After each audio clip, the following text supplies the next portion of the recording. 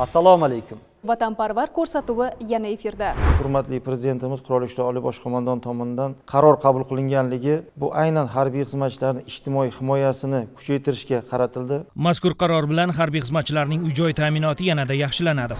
16 yoshli Abdulaziz Azamov xonadoni eshigiga davlat bayrog'ini ilmoqda. Uni bunday tashabbusga o'zi nima undadi?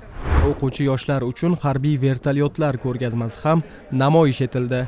Zirhli transportyorlar qurolli kuchlarning ajralmas qismidir.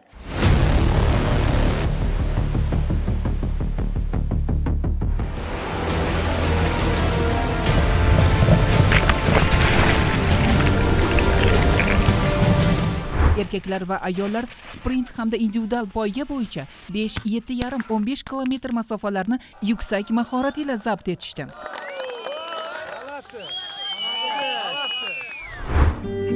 Salom ona jonginam, yana sizga yozmoqdaman xat. Unutmang, vatan himoyasi doim ishonchli qo'llarda.